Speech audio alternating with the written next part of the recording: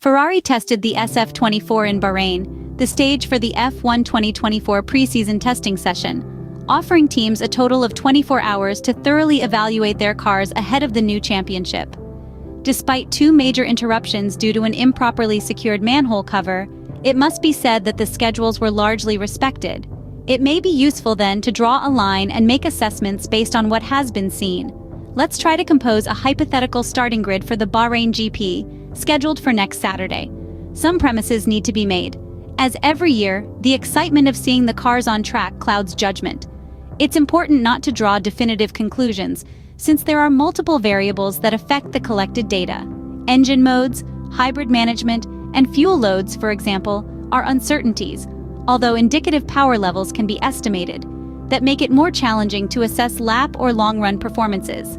How do we proceed then? It is more useful to evaluate the overall behavior of the car, mostly independent of the factors just mentioned.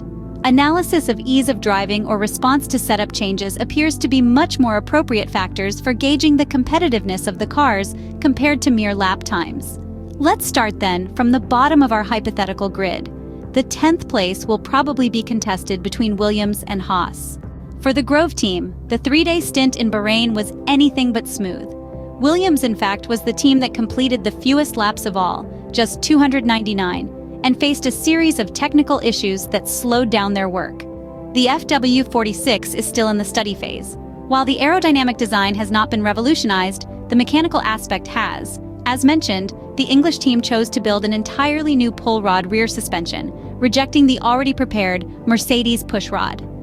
Team principal James Vowles, former technician of the Brackley team, explained that internal evaluations chose to present a pull rod scheme at the rear, as it is easier to understand and implement in the project compared to the benefits offered by the Mercedes solution. Adopting the rear push would have meant repositioning the new, shorter Mercedes transmission and at the same time working not to compromise the aerodynamic balance of the rear.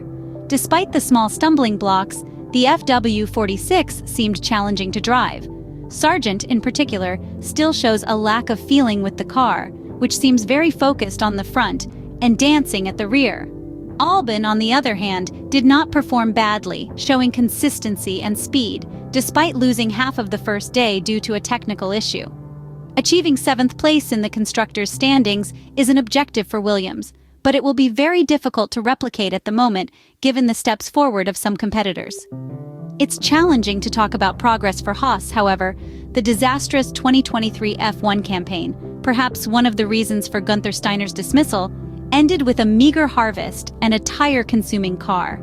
Despite the change in philosophy that began in Austin 2023, Magnussen and Hülkenberg's car continued to present this chronic problem towards tire wear.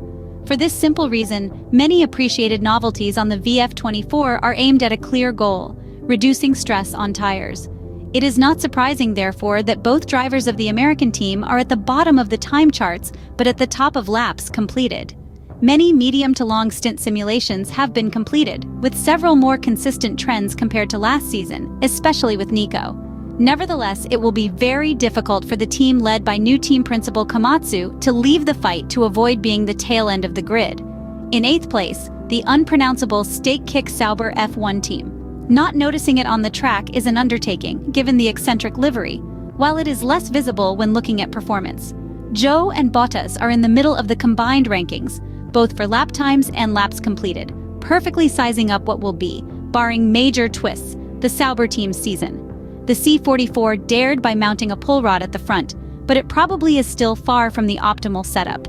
Often, when it was framed, it was noticed as a poorly balanced car, subject to many rear-end snaps and stability problems in braking. Bottas, on this aspect, emphasized the difficulties of driving, while Zhou defended well, also showing an interesting insight on the last day of testing. The feeling is that Sauber will hardly deviate from 7th place in the overall standings, waiting for Audi to take over the team and recalibrate the team's ambitions. 7th place for an intangible Alpine. The French team is the real enigma of these preseason tests.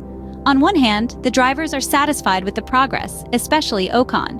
On the other hand, we find a car that has never shown either on lap times or long runs.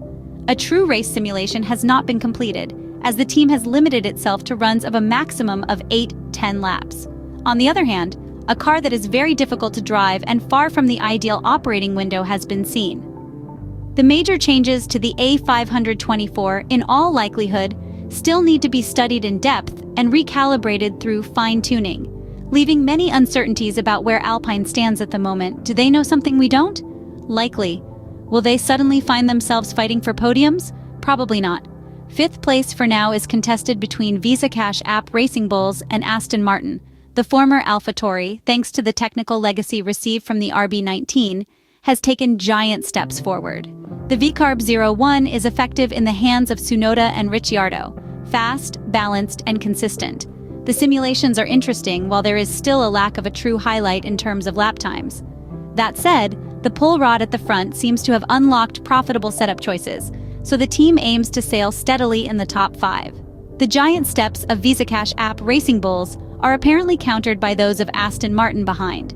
If last year, in Alonso's hands, the AMR23 appeared as a surprise during testing and even capable of threatening Red Bull, this year the feeling is quite different. The technical choices on the AMR24, as we have seen, are extreme and courageous. However, the car does not seem to be perfectly in the hands of Fernando and Lance. There are very few glimpses of competitiveness, mainly from Alonso, seen only on the last day. All this indicates that the Silverstone team is still trying to understand its own car by exploring very different setup choices. At the moment, the team does not seem able to replicate the performance seen in the first half of last season, but with a hungry Alonso and hunting for a seat in 2025, anything can be expected. Before evaluating the performance of Ferrari, McLaren, and Mercedes, it is easier to award the title of test champion to Red Bull.